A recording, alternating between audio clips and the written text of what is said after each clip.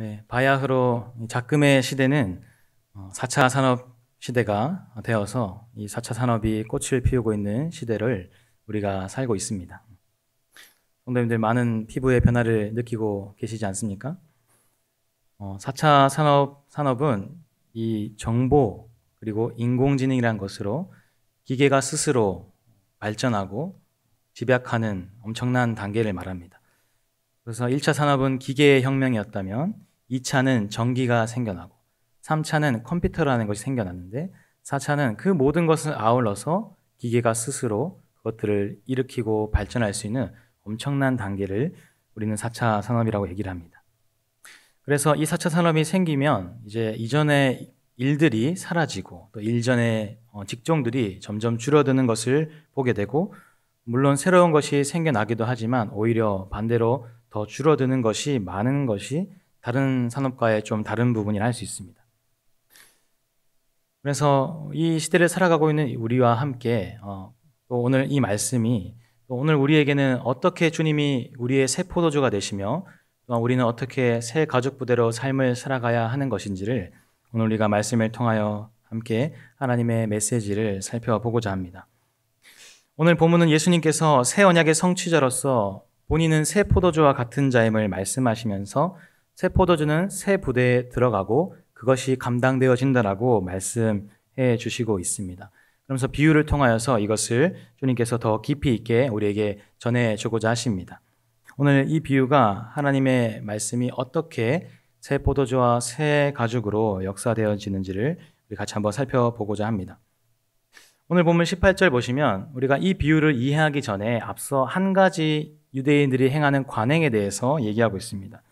18절에 나오는 그 관행은 어떤 것입니까? 네, 금식에 관한 것이죠. 여러분, 유대인들은 금식을 때로는 하긴 합니다. 그런데 원래 성경이 말하고 있는 이 금식은 과연 언제 하는 것이고 그리고 어떨 때 하는 것일까요? 본래 성경이 말하는 금식은 그리고 유대인들은 원래 대속죄일이라는 그 7째 달 10일에 딱 한 번 하게 돼 있습니다. 그래서 그때는 이제 대속죄, 말 그대로 이제 모든 인류, 곧 이스라엘의 모든 죄를 사해 주시기를 원하는 마음에 그날 하루는 금식을 하게 됩니다. 이제 원래 대속죄일 하루만 금식을 했었는데 이제 그리고 때로는 뭐 특별한 날, 뭐 우리가 하나님의 자비를 구한다거나 하나님의 간구를 구하여서 내가 하나님의 뜻이 무엇인지를 살피고자 할 때, 그래서 내 힘과 내 능으로 사는 것이 아니라 주님의 뜻으로 살고자 할 때 그렇게 금식을 공식적인 날이 아닌 비공식적인 날에 할 수도 있습니다. 그렇게 종종 유대인들은 그렇게 금식을 했지만 이제 나중에 유대인 이 사회가 어떻게 됐습니까? 이방인에 의해서 다 멸망되지 않았습니까? 그래서 신명기에서 나오는 그 저주의 율법이 그대로 성취가 되었죠. 이방 민족으로부터 찢겨짐을 당하여 모든 민족으로 흩어짐을 당하게 된다라고 분명히 얘기하였습니다. 그래서 그 약속이 분명히 성취가 되었고 이스라엘이 불순종함으로 말미암아 제대로 멸망을 당하게 되죠. 그래서 그 멸망 당할 때쯤 뭐 이방이 침략하거나 왕이 끌려가거나 백성들이 뭐 이제 학살당하거나 이런 성전이 무너지거나 하는 이러한 유대인의 이슈가 있었습니다. 그 4개의 이슈 때에는 유대인들이 항상 금식을 했었습니다. 그러면서 이제 금식하는 날들이 점점점 많아지면서 이제는 유대인들이 이 신약 시대에서는 언제 또 금식했냐면 주중에 꼭 2회는 금식을 했었습니다. 그래서 유대인들 곧 이 경건의 표징이라 여겨지는 이 금식을 유대인들은 주 2회, 특별히 바리새인이라면 정말 거의 필사적으로 이 금식하는 날들을 지켰던 것이죠. 그렇기 때문에 오늘 본문에 나오는 이 요한의 제자들과 바리새인들이 예수님께 물어보는 것입니다. 왜 당신의 제자들은 금식을 하지 않습니까? 라고 말하는 것이죠. 심지어 그 세례 요한의 그 제자들까지도 그렇게 경건의 표징이라 여겨지는 금식을 행했던 것이기에 예수님의 제자들은 도무지 행하지 않기에 궁금하여서 얘기했던 것이죠. 이렇게 유대인들은 이런 이 금식이라는 것을 통하여서 하나님께 선행이라고 여겨지는 것들을 몸소 행했던 사람들입니다. 그리고 특별히 이제 이 유대인들은 3대 선행이라고 해서 금식, 기도, 구제 이것을 반드시 또한 놓치지 않고 행했었습니다. 그런데 여러분 우리가 잘 아는 것처럼 이 금식과 기도와 구제에 대해서 누가 이 얘기를 좀 많이 하십니까? 예수님이 이 얘기를 좀 많이 하시죠.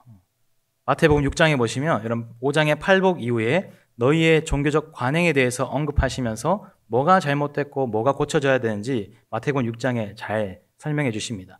그래서 거기에 첫 번째가 이제 구제, 그리고 기도, 금식에 대해서 얘기를 하시죠.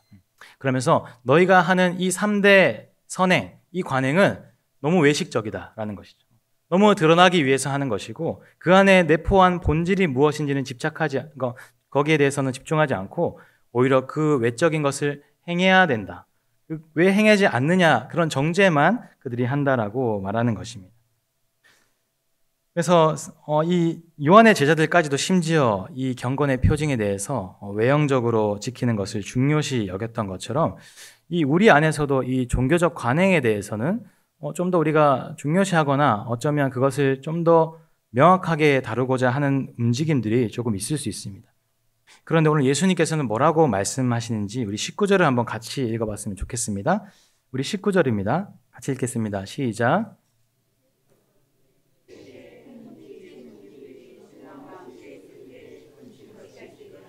신랑과 함께 있을 동안에는 금식할 수 없느니라. 아멘. 이 성경에서 혼인식, 이 혼인잔치를 비유하는 표현은 하나님 나라를 얘기합니다. 그래서 거기서 나오는 신랑은 누굽니까? 바로 예수님이시죠. 그 혼인잔치, 곧 하나님 나라가 우리 가운데 도래하고 있을 그 혼인집 신랑 되신 예수님 앞에서는 금식할 수 없다라는 것입니다. 왜 그렇습니까? 하나님의 뜻을 물어보지 않아도 하나님의 뜻이 이미 이곳에 임했기 때문입니다. 하나님이 말씀으로 우리 가운데 성육신하신 성자 하나님이 우리 가운데 계시기 때문에 금식할 필요가 없는 것이죠. 하나님의 뜻을 물어볼 필요도 없이 하나님의 뜻 자체가 이 가운데 있게 되기 때문입니다. 그렇기 때문에 우리 하나님 나라를 사모하는 모든 우리 주님의 성도님들은 우리 가운데 하나님 나라가 임했다는 사실을 여러분 인지하시며 살아가시기를 바랍니다. 여러분 주님의 나라는 이곳에 임합니다. 그리고 우리가 물론 육신의 장막을 벗어버리고 주님 앞에 나아갈 때는 주님이 또한 재림하시고 날 때는 새롭게 완성될 하나님 나라를 또한 우리가 맞이하게 됩니다. 하지만 이미 하나님의 나라는 주님 때문에 예수님 때문에 이미 우리 가운데 임하여 지게 된 것입니다. 그렇기 때문에 금식 그 자체, 종교적 관행 자체가 중요한 것이 아니라 이미 임한 주님의 나라를 우리가 얼마나 이해하고 있느냐, 이미 임하신 예수님에 대해서 우리가 얼마나 잘 알고 있느냐, 이 사실이 굉장히 중요하다는 사실입니다.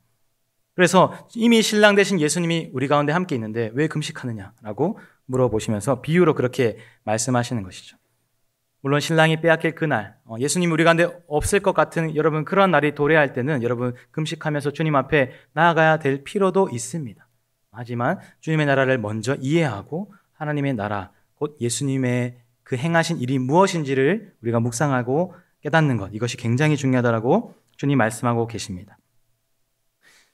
그래서 우리 행복한 교회 모든 성도님들 안에 진짜 진정한 하나님의 나라를 사모하는 자마다 예수 그리스도를 바로 알고 깊이 깨닫는 은혜가 있게 되기를 간절히 소망합니다. 여러분 정말 예수님 붙잡으면 우리가 기뻐하지 않을 수가 없죠. 왜 그렇습니까? 우리는 원래 그냥 다 죽음으로 나가는 사람들입니다. 여러분 우리는 살려줄 근거가 전혀 없습니다. 그냥 내가 짓는 죄, 내가 행하는 그 악행 때문에 죽을 수밖에 없는 사람인데 예수님이 구해주신 것이죠. 예수님이 그 손 잡아주신 것이고 우리 죽어가고 불쌍한 우리 인생을 돌아봐 주시기 때문에 하나님의 은혜, 예수님이 얼마나 크신 은혜가 되는 줄 모릅니다. 그렇게 주님께서 우리 가운데 함께하고 계십니다. 그러면서 이제는 그 하나님의 나라에 대한 본질, 곧 예수님의 사역에 대한 본질에 대해서 비유를 통하여 얘기하고 계십니다. 이제 우리가 진짜 살펴볼 이 비유에 대해서 한번 살펴보고자 합니다. 먼저는 두 가지 비유가 나오는데 첫 번째는 어떤 비유가 나옵니까? 이 생배 조각에 대한 비유가 나오죠. 이 생배 조각, 우리가 지금은 우리가 이것들로 우리가 옷을 입지 않기 때문에 잘 보지 못하지만 쉽게 말하면 옷을 기울 때 어떤 옷감을 통하여서 그 옷에 메워진 자리를 기우는 역할을 합니다. 그래서 이 헌 옷에는 당연히 헌 옷감이 쓰여져야 됩니다. 왜 그러냐면 바로 이 헌 옷은 신축성이 그만큼 느슨해졌고 이미 쓰여진 게 이 시간이 지났기 때문에 헌 옷감이 쓰여져야지만 그 메워진 자리가 서로가 서로를 당기지 않으므로 이 구멍이 잘 메워지는 것이죠. 그런데 이 생배 조각 같이 한 번도 이제 헤어짐이 없는 이 단단한 옷 조각이 헌 옷에 기어지면 어떻게 되겠습니까? 이 생배 조각과 같은 단단한 옷감이 헌 옷을 당기게 되겠죠. 그러면 헌 옷의 그 자리는 당장 메꿔질지 몰라도 다른 구멍이 또한 생기게 되기 마련입니다.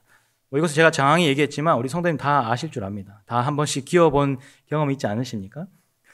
저도 이제 어렸을 때 어머님이 봉제 공장에 다니셨습니다. 그래서 저는 항상 이제 옷을 사면 바지는 항상 이렇게 밑단이 저에게 맞춰져 나오는 줄 알았습니다.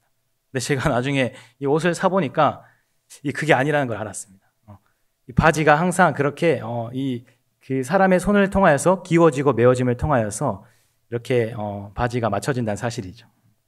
그래서 이렇게 이 옷감까지도 정말 이 옷감은 어디에 맞춰줘야 됩니까? 바로 새 옷에 맞춰줘야 되는 것이죠. 생배 조각을 낡은 옷에 붙이는 자가 없습니다. 그래서 이 사실을 좀 더 높은 이해를 더하기 위해서 이제는 유대인들이 잘 알고 있는 포도주에 대한 비유가 등장합니다. 우리도 이 비유가 좀 더 우리가 이해하기 쉬울 것 같습니다. 우리가 잘 아는 이 새 포도주 비유는 마찬가지로 이 포도주는 시간이 지나면 발효를 하게 되죠. 그래서 그 시간이 지날수록 그 맛의 깊이가 더해집니다. 그래서 이 가나 혼인잔치 가운데 예수님께서 이렇게 역사하실 때 누가 이 더 숙성된 포도주를 나중에 꺼내느냐라고 말하는 거죠. 그래서 더욱더 나중에 것은 항상 이제 새 포도주를 통하여서 사람들이 취했을 때 그 맛을 알아보지 못하도록 다른 더 감 낮은 것을 보내기 마련입니다. 그래서 시간이 지나면 숙성되어져서 이 새 포도주가 가죽 부대에 들어갈 때 탄산가스나 알코올 이런 것들로 분리가 되면서 부대가 부풀어집니다. 그래서 새 포도주는 마땅히 새 가죽 부대에 들어가야지만 그렇게 신축성이 이제 한 번 더 늘어지지 않는, 그리고 한 번 더 이 늘어짐과 굳어진 이것들을 경험하지 않은 새 포도주는 항상 새 가죽 부대에 부어져야지만 그 부러짐을 능히 감당할 수가 있게 됩니다. 그런데 만약에 새 포도주가 헌 가죽 부대에 들어가게 되면 어떻게 되냐? 바로 이 헌 가죽 부대는 이미 한번 쓰여지면 이 수축을 하고 또 다시 한 번 더 이렇게 줄어들고 이걸 반복하면서 이게 점점 굳어집니다. 그리고 이게 나중에 이제 말라지면 이게 딱딱함이 심해집니다. 그래서 이 헌 가죽 부대에 새 포도주를 넣으면 다시 한 번 더 수축하는 것이 굉장히 어려워지기 때문에 이 딱딱하고 메말라 버린 이 가죽 부대가 틈이 세워지고 그것이 나중에 터지게 되는 거죠. 이러한 원리 때문에 항상 새 포도주는 새 가죽 부대에 넣어야 하는 것이 마땅합니다. 이 모든 유대인 사람들은 이것을 기본적으로 알고 있습니다. 그런데 이것이 상징하는 바를 우리가 잘 알아야 합니다. 바로 이 새 포도주가 누구냐인 것입니다. 그리고 새 가죽 부대는 또한 누구냐 하는 것이죠. 우리는 잘 아는 대로 예수님이 새 포도주가 되시는 줄로 압니다. 예수님이야말로 진짜 새 언약의 성취자가 되십니다. 여러분, 새 언약은 어떻습니까? 여러분, 이전에 이스라엘과 하나님과 맺었던 그 언약들은 마치 하나님이 계속해서 언약을 맺어주시긴 합니다. 그런데 항상 그 피언약자 이스라엘이 계속해서 이 율법의 말씀을 지키며 살아가야 합니다. 물론 이것은 굉장히 당연할 수 있습니다. 그런데 어찌 그 사람이 계속해서 그 말씀과 율법대로 살아갈 수 있겠습니까? 불가능하죠.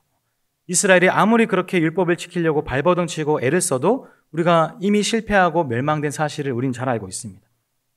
그럼 또한 우리는 어떻습니까? 우리도 마찬가지죠. 우리도 그렇게 발버둥 치면 칠수록 마치 늪에 빠지는 것처럼 더 앞으로 나아가지 못하는 그런 어려움도 우리가 겪게 됩니다. 그렇기 때문에 우리의 새 언약 되신 그 주님은 예레미야 31장에서 말씀하신 것 같이 내가 너희와 새 언약을 맺으리라 말씀하시는데, 이 언약은 이전에 너희가 그렇게 맺으려고 노력하고 발버둥 치는 그런 언약이 아니라 그냥 내가 먼저 너희와 그 언약을 성취하고 완성하게 하는 새 언약이다 말씀하시는 거죠. 그래서 예레미야 31장 33절 보시면 내가 나의 법을 어디에 둔다라고 말합니까? 그들의 속에 둔다라고 말하죠. 그리고 그 마음에 기록하여서 내가 너의 하나님이 되고 나는 너의 여호와가 되겠다 말씀하시는 거죠. 그래서 이게 새 언약이다 말씀하시면서 주님이 다 성취하시고 행하시는 그 새 언약을 이제 내가 너와 함께 하겠다라고 말씀하시는 것입니다. 그래서 우리가 해야 될 건 뭡니까? 물론 우리가 하나님 말씀대로 살아가고 발버둥 쳐야 하지만 먼저 우리가 행해야 되는 것은 우리가 예수님을 우리가 맞이하고 기쁨으로 영접하고 믿음으로 받아들이는 그 사실입니다. 우리 안에 먼저 이 언약을 성취하신 분이 예수님이라는 사실입니다. 예수님이 먼저 그 십자가를 지셨기 때문에 우리는 그 십자가를 보고 따라가기만 하면 된다는 것이죠. 물론 그 삶이 어려울 수는 있습니다. 하지만 여러분, 예수님이 먼저 가신 그 길을 따라가는 것, 그리고 예수님이 행하신 그 길로 우리가 날마다 새 부대처럼 새로워지는 것은 결코 어려운 일은 아닌 것입니다. 그렇게 새 포도주 되신 그 주님 앞에 우리가 날마다 나아가야 함을 입는 것, 이것이야말로 새 언약 되시는 그 주님을 따라가는 은혜인 줄로 믿습니다. 이렇게 주님이 우리 가운데 새 언약으로 오셨고 이미 우리 가운데 있는데 너희는 어찌하여 왜 금식 안 합니까? 왜 뭐 안 합니까? 왜 뭐 안 합니까? 라고 이런 종교적 관행으로만 나를 대하고 있다라고 말하는 것이죠. 여러분, 어떤 모습으로 우리 예수님께 나아가고 있습니까?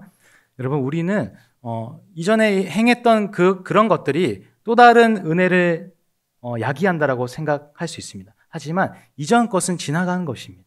여러분, 지금은 여러분에게 다시금 새로운 은혜를 구해야 하는 것입니다. 여러분, 다시금 새로운 은혜를 구하기 위해서는 여러분 다시금 가슴을 쳐야 합니다. 다시금 우리가 우리의 죄가 주홍같이 불타는 것을 깨닫고 주 앞에 나아가야 합니다. 그것이야말로 새 언약 되신 그 주님, 우리 안에 임재하시고 도래하신 하나님 나라를 성취하시는 예수님을 바로 볼 수 있는 바른 시각이 될 수 있는 것이죠. 성도님들, 정말 시대가 급격히 변화하는 것을 우리가 정말 느끼고 있습니다. 어떤 사람은 4차 산업혁명이 지금 시작됐다라고 얘기하지만 사실은 2010년 전부터 그런 얘기는 있었습니다. 4차 산업이 온다, 새로운 시대가 온다, 그런 얘기가 많았었습니다. 그리고 그로부터 10년이 지났는데 여러분, 어떤 산업들은 그것들을 준비할 수 있었던 사람과 산업이 있었던 반면 어떤 사람과 산업은 그것을 준비하지 못한 가운데 급격한 4차 산업을 맞이한 사람들도 있을 것입니다. 그럼 어떻게 되겠습니까? 반면에 퇴화하는 산업은 반드시 생기게 될 것이고 때로는 새로운 산업은 또한 일어나게 될 것입니다. 이런 것들이 이 세상 밖에서는 지금 굉장히 급변하게 변화하고 있습니다. 10년이면 강산이 변한다지만 여러분, 이 정보화 사회는요 10년이 아니라 하루아침에도 바뀝니다. 정보라는 것들은 하루아침에도 바뀌고 산업과 생각과 모든 가치관이 하루아침에도 바뀌는 세상을 우리는 살아가고 있습니다. 그렇다면 바로 주님의 몸된 교회나 우리의 심령은 어떻게 이 시대를 맞이하고 있습니까? 어떻게 다가오는 시대와 또한 우리의 이 신앙생활 가운데서는 어떻게 주님 앞에 날마다 우리의 삶을 드리고 있냐, 이것을 우리는 한번 돌아볼 필요가 있는 줄로 믿습니다. 새 포도주로 주님 우리 가운데 오셨다라고 주님 말씀하시고 새 언약의 성취자로 우리 가운데 함께 하시는데 우리는 과연 그 새 언약을 맞이할 준비가 되어 있냐라는 것입니다. 또는 우리는 새 부대로서 이 삶을 변화하면서 살아가고 있는지, 내가 새 가죽 부대로서 하나님 앞에 드려져서 새 포도주를 날마다 받기 위해 사모하는 심령으로 살아가고 있는지 우리가 한번 살펴보아야 할 필요가 있습니다. 여러분, 예수님은 그 새 포도주로서 그의 사역을 온전히 감당하셨습니다. 주님이 몸소 십자가를 지시고 우리의 죄와 우리가 사망으로부터 끝이 날 우리의 인생을 긍휼히 여겨주셔서 영생하도록 우리를 부르시고자 예수님이 친히 십자가를 지시고 순종하신 것입니다. 자신을 낮춰 상대방을 섬기는 그것으로 말미암아 예수님의 모든 사역은 성취가 된 것입니다. 여러분, 예수님의 사역을 전반적으로 한번 살펴보시기 바랍니다. 굉장히 간단합니다. 그냥 자신을 낮추고 그냥 하나님께 드리면서 상대방을 높이는 그런 일들을 끊임없이 하십니다. 제자들의 발을 씻기시고요. 자신을 십자가에 못 박는 그런 사람들에게 죄를 돌리지 않습니다. 오히려 저들을 불쌍히 여겨달라고 주님 말씀하시죠. 그렇게 자기를 낮춰 상대방을 섬기는 그런 새 언약의 그런 성취자로서 주님이 오신 것입니다. 그렇다면 여러분, 이 새 포도주를 받는 새 가죽부대 되시는 우리 성도님들의 삶은 어떠하야겠습니까? 여러분, 우리도 마땅히 우리를 낮춰 우리의 모든 형제와 이웃을 높이는 삶을 살아가게 되는 우리의 평생이 되기를 간절히 소망합니다. 이것이야말로 하나님이 받으시는 새 가죽부대의 삶인 것입니다. 누가 과연 우리의 삶을 낮춰서 주님 앞에 복종하게 될 것입니까? 여러분, 우리는 때로는 새 가죽부대가 되지 못해서 때로는 이 옛사람의 삶을 계속해서 행하는 것 때문에 어쩌면 우리의 몸된 교회가 퇴보되고 어려워지는 현실을 마주할 때가 있습니다. 여러분, 정말 우리 주님의 몸된 교회가 함께 자라가려면 서로 교제하기를 끊임없이 행하면서 새 가죽부대끼리, 새 사람끼리 함께 교제하며 이 공동체를 발전시키는 것이야말로 하나님의 나라가 우리 가운데 오게 하는 것인 줄로 믿습니다. 그런데 만약에 혹여나 우리 가운데 새 가죽부대, 새 사람이 되지 않는다면 여러분, 어떤 어려움이 있을까요? 여러분, 굉장히 쉽게 말해서 힘듭니다. 서로 마주하기가 힘듭니다. 내가 새 사람으로서 나아가는데 상대방은 계속해서 옛사람으로 마주오게 한다면 물론 내가 새 사람으로서 그 사람을 품을 수는 있습니다. 하지만 그것이 계속된다면 여러분 그 옛사람 때문에 정체되고 발전하지 못하는 그런 모습으로 우리의 교회가 나아갈 수 있을 것입니다. 그렇게 옛사람은 반드시 옛것으로 지나가야 되며 이제는 우리는 진짜 새 모습과 새 사람으로 다시금 변화하며 주님 앞에 이 삶을 살아가야 할 줄로 믿습니다. 오늘 새 사람 되는 은혜가 오늘 행복한 교회 모든 성도님들 안에 있게 되기를 간절히 소망합니다. 그럼 새 사람이 왜 중요한지를 저의 작은 삶을 통하여 한번 나눠보고자 합니다. 저는 10대 시절에 끊임없이 컴퓨터를 하였습니다. 제 전공은 컴퓨터입니다. 그래서 이제 쉽게 말해서 컴퓨터를 했다라는 거지만 좀 안 좋게 얘기하면 그냥 게임만 했다 이렇게 얘기할 수 있습니다. 10대 시절은 그렇게 게임을 엄청 좋아했기 때문에 게임을 열심히 하면서 그렇게 10대 시절을 살았습니다. 제가 이 학창 시절 때는 얼마 되진 않지만 야자가 무조건 필수적이었었습니다. 그래서 학교에 무조건 10시까지 있어야 됐고 빠져나올 수 있는 방법이 없었습니다. 무조건 10시까지 있어야 되고 이제 아무런 지침 없이도 점심 저녁은 무조건 학교가 책임지는 그런 삶을 살았었습니다. 그래서 이 학교에서 점심을 먹는 건 이해할 수 있었는데 이 저녁까지 먹는 건 제가 견디기가 어렵더라고요. 그래서 뭔가 이렇게 자리에 앉아 있기가 굉장히 어려운 학생들 있지 않습니까? 그게 이제 저의 삶이었는데 제가 그래서 한번 기도했었습니다. 하나님, 제가 이 학업의 삶을 끝까지 할 수가 없는데 그렇다고 해서 자퇴는 할 수 없고 그렇다면 하나님, 제가 이 고3의 시간을 좀 당겨 주십시오라고 기도하면서 수시 1차를 좀 합격해달라고 그렇게 기도했었습니다. 물론 이제 조금 낮은 학교를 제가 지원하긴 했지만 제 이 상황에서는 도무지 이 수시 1차가 붙을 리가 없었던 것 같았습니다. 그래서 그렇게 기도하고 하나님 이거 붙으면 저 정말 열심히 할게요라고 그렇게 기도했었습니다. 감사하게도 이제 합격이 되고 제가 2학기 때부터는 이제 야자를 하지 않고 열심히 놀았습니다. 열심히 이제 놀면서 진짜 이 앉아 있을 수 없는 제가 몸도 좀 안 좋았거든요, 그때는. 그래서 그것 때문에라도 그렇게 기도했는데 하나님 제 기도에 응답해 주시면서 그렇게 대학 생활을 시작하게 되었습니다. 그래서 3월에 이제 정말 꽃피는 그 대학 생활 시작할 때 여러분 지금 우리 청년들 정말 이 학교를 2년 동안 다니는데도 이 비대면 때문에 친구 하나 없는 그런 캠퍼스의 삶을 살고 있는데 여러분 얼마나 불쌍합니까? 정말 긍휼히 여겨주셔야 할 터인데 저도 그렇게 대면의 삶을 살고 3월을 입학을 딱 했는데도 이 한 달이 지나가는데도 친구가 하나 없는 것입니다. 야, 이게 대학교의 삶이구나. 아무도 저를 돌아봐 주지 않고 그냥 다 처음 보는 사람끼리니까 굉장히 쭈뼛쭈뼛해가지고 저도 밥 맨날 혼자 먹고 고등학교 때는 점심 저녁도 친구들이랑 같이 먹었는데 여기 대학교 생활은 서로가 완전 남이고 그냥 철저히 그냥 자기 생활 중심적이고 그런 삶이 연속되어지는 것이었습니다. 어렵사리 이렇게 학교를 갔는데 학교를 정말 다니고 싶지 않더라고요. 그리고 가까운 것도 아니고 아주 먼 거리였습니다. 1시간 반 동안 차를 타고 환승도 2번이나 해서 가는 그런 학교였습니다. 그런데 갑자기 문득 제가 생각이 났습니다. 내가 대학 가서는 정말 하나님께 충성하고 열심히 한다 했는데 지금 제 모습을 보니까 그런 모습이 없었던 것 같아요. 그래서 제가 다시 한번 고쳐잡고 제가 아침 일찍 가면 시간이 한 30분 정도 남았습니다. 제가 그 시간에 큐티를 하기로 시작했습니다. 하나님께 내가 이 대학교의 삶을 드리기로 했는데 갑자기 그 생각이 생각나면서 제가 옛사람을 벗어버리고 이 새 사람으로 다짐하면서 큐티를 시작했습니다. 그렇게 시작하면서 선교단체도 들어가게 되면서 또 학과 친구들과도 이 교제를 하게 되면서 좀 더 제 이 학교 생활이 점점점 좋아지기 시작했습니다. 그러면서 이제 선교단체에 들어가니까 저를 맞이해 주는 사람이 있더라고요.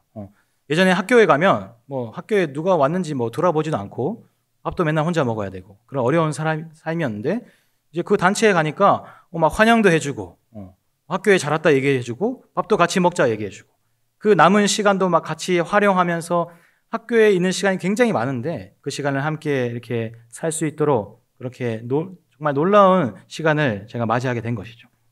그러니까 점점 제가 옛사람을 벗을 수밖에 없게 된 것입니다. 옛사람은 도무지 도움이 되지 않았었습니다. 더 말씀으로, 더 기도로서 내가 하나님께서 보내주신 이 학교에 어떻게 하면 충성할 수 있을까? 또 어떻게 하면 이 공동체에서 함께 동고동락하면서 하나님 나라를 구할 수 있을까? 이러한 삶으로 그렇게 점철되었다는 것이죠. 이런 것과 마찬가지로 우리의 삶이 이전의 옛 언약 가운데 혹여나 옛 사람 가운데 계속 갇혀 있다면 여러분 아무런 발전도 아무런 것도 새롭게 다가설 수가 없습니다. 하지만 새 가족 부대의 삶을 우리가 살게 된다면 여러분 이전에 우리가 경험하였던 것들 이외에 더 새로운 은혜, 더 하나님의 크신 놀라운 능력이 우리 가운데 함께할 줄로 믿습니다. 그저 그냥 저의 삶밖에 몰랐고 제 앞밖에 몰랐던 우리의 삶도 바뀌게 된다는 것이죠. 새 포도주가 바로 새 가족 부대에 들어가야지만 우리 안에서 변화한 삶을 통하여서 하나님의 나라의 능력을 맛보게 되는 것입니다. 그렇게 바울이 외친 그 구호가 있지 않습니까? 바로 하나님의 능력이 없는 자, 모양만 있고 겉만 번지르한 그들에게서 떠나라라고 말하면서 하나님의 그 능력을 사모하라라고 말하고 있지 않습니까? 앞서 살펴본 것처럼 정말 우리가 새 포도주 대신 그 신랑과 함께 있을 때에는 여러분 우리의 이런 종교적 관습 이런 것은 중요한 것이 아닙니다.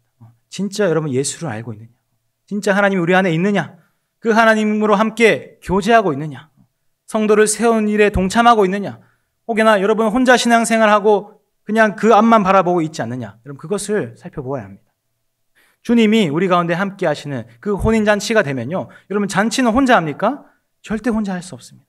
여러분 잔치는 같이 하는 것입니다. 옆에 있는 사람을 세워주고 옆에 있는 연약한 자의 손을 붙잡고 그들을 일으켜주는 것이야말로 혼인잔치에 합당한 일이 될 줄로 믿습니다. 여러분 그렇다면 혼인잔치에 함께하고 있는 성도 여러분, 우리의 삶은 어떻게 주님 앞에 드려져야 되겠습니까? 오늘 주님, 우리를 새 포도주에 합당한 새 가족 부대의 삶으로 쓰여지기 원합니다. 그러한 기도의 제목이 오늘 우리 가운데 있게 되기를 간절히 소망합니다. 여러분 변화해야 합니다. 바뀌지 않으면 여러분 도무지 우리 안에 하나님의 능력이 임할 수가 없습니다. 여러분 지금도 충분할 수 있지만 여러분의 삶을 조금 더 하나님 앞에 새 가족 부대의 삶으로 드려지는 오늘 주님의 성도님의 놀라운 삶 되기를 간절히 소망합니다. 그래서 우리 예수님과 같이 자기를 낮추고 심지어 자기 목숨까지도 내어줌으로 남을 높이는 것에 자신의 모든 인생을 바쳤던 우리 주님과 같이 오늘도 우리의 평생이 정말 어떤 한 성도의 삶 그것을 높여지는 삶을 산다면 주님이 기뻐하시는 그 삶인 줄로 믿습니다. 그런데 혹여나 여러분의 평생에 있어서 어떤 한 사람의 삶조차도 높여지지 않는 삶을 산다면 주님이 혹시나 우리에게 착하고 충성된 종이라 말하지 않고 다른 것으로 우리에게 말할 수도 있습니다. 그렇기 때문에 주님의 몸된 교회 또한 이전에 행했던 것으로 만족해서는 안 됩니다. 지금은 새 시대입니다. 여러분 그리고 이 새 시대가 피부로 와닿는 시대입니다. 바뀌지 않으면 결코 하나님 앞에 설 수가 없습니다. 우리의 온전한 행실조차도 하나님 내가 주님 앞에 새 가족 부대인지를 오늘도 점검하면서 하나님 이 수많이 바뀌어진 이 시대 속에서 하나님 이제는 내가 먼저 복음으로 뛰어들어 예전과 같이 십자가를 꽂아서 사람이 오는 시대가 아니라 진짜 내가 남을 높이는 그런 시대로 말미암아 하나님 믿지 않는 자 그를 내가 높여줄 수 있는 그런 신앙생활 그런 교회 그런 우리의 모습이 되어서 하나님 이제 새 시대를 담을 수 있는 그릇이 우리가 되기를 원합니다. 하는 그런 소망하는 심령 가지고 오늘도 주 앞에 나아가는 주님의 성도 되기를 간절히 소망합니다. 그럼 새 포도주는 새 가죽 부대에 부어져야 합니다. 오늘도 우리를 새 포도주의 이 새 가죽 부대로 부르시는 그 주님의 부르심에 오늘도 응답하여 하나님 내 삶이 주님 앞에 새 부대가 되기를 소망합니다. 새 부대로 주님 앞에 쓰여지기를 원합니다. 사모하는 주님의 심령 되기를 간절히 소망합니다.